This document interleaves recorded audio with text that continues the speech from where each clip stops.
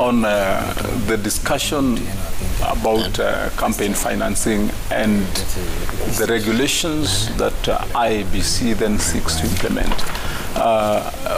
First thing that came to my mind when this was a matter of huge discussion, Trevor, is how and where do political parties take the money that they receive from the exchequer for their running of affairs? You know, that is a discussion we must have, because ask yourself, we are spending almost $1 billion plus on this on funding political parties for the activities, and then a political party receives 500 million.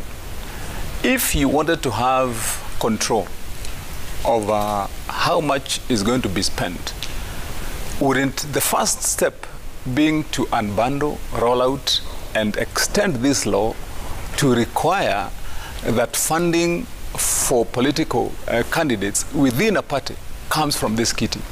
You know what I would be saying if I had the final say on this, Trevor? Yeah. Supposing we relooked at this law, first of all, deal with the injustices within it, because I think it was not modeled correctly, whereby you find that parties like Maendeleo Chap Chap would not be getting that funding, and another one party is getting $500 million.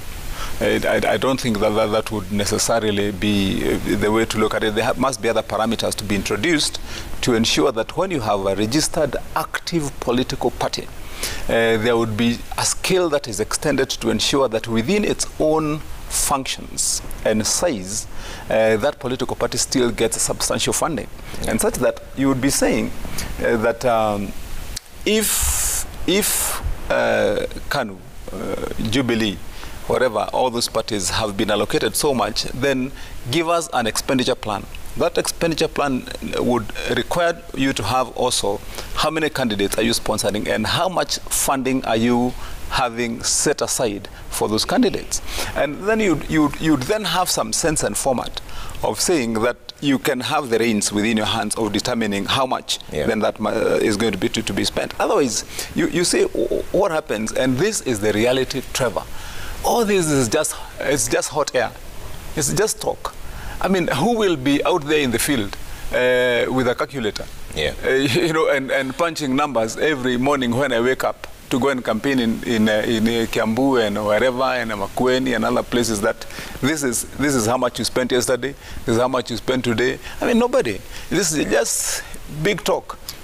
At the end of the day, when the day comes, you find people roll out into the field with bags of money in their boots and in choppers and whatever, and start pouring out the money. Yeah. But if we want to make it real, in my view, would start there. The second question is this, and I really did not want to agree a lot with the ruling that was given by the judges on the matter that brought a lot of heat in this country, but an issue that came up substantively was the capacity of IEBC. And I think this is a discussion that at the end of the day we would need to have with IEBC the way it is currently constituted. Does it have the capacity to deal with issues of urgency about an election that is just around the corner? Because remember, when that judgment was given, at least it was erroneous in some parts, in my view, but there's some parts that one would tend to agree with it. And to the extent that, does IEBC seriously have that capacity right now with 3 commissioners to deal with these matters? If you listened to the proceedings yesterday in Parliament, the main issue was on that question of process, but was IEBC sleeping on the job to just run because they want to beat the 12-month deadline to have these regulations enforced and in place? And you might want to believe that it is true. They just woke up and realized that if we go past next month, we will not be within the timeline. Okay. And so we want to make sure that we take these regulations out and publicize them. I would be very concerned, Trevor, that moving forward, if this is the trend that IEBC takes, we must make up our minds, especially as political leaders, that it is time to take action and ensure that the process of ensuring that the remainder of the commissioners are in place so that IEBC can function. Lastly,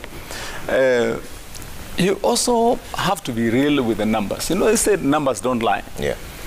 When you tell Governor Mutua, Kimani Wamatangi, that person, that your expenditure is 4 billion to run for presidency. Yeah.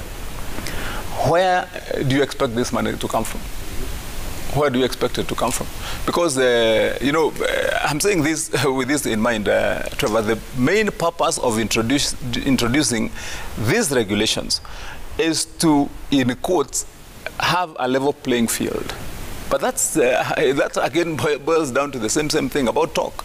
I mean, how do you levelize the field? By just introducing numbers and saying that you can only spend 4 billion, and then so at the end of this law, then we have a level playing field. I think more must be done, because one thing that we cannot run away from is that at the end of every election, more than 70% of our elected leaders are in office because of the amount of money they spend.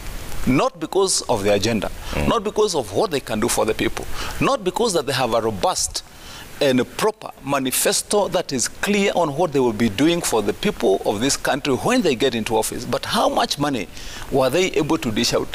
Which people did they sponsor? You know, I mean, how much of money did they send out to sabotage institutions? And at the end of the day, that's how decisions of who will be in office are made. If we continue with that trajectory, then what happens is that this money that is used to fund the elections is normally taken from institutions, government coffers, other areas that are useful in the development of the people. And so it has to be repaid back once it has been spent on individuals, because it will then be stolen when people have been elected to recover it and put it back to where it was taken from. And I think we may treat this as a small issue, but it isn't. It boils down to, at the end of the day, what kind of leadership, what kind of governance, which kind of people, where will we be as a nation if we allow that the determinant of how and who is going to be in office is how much is available in their hands to spend.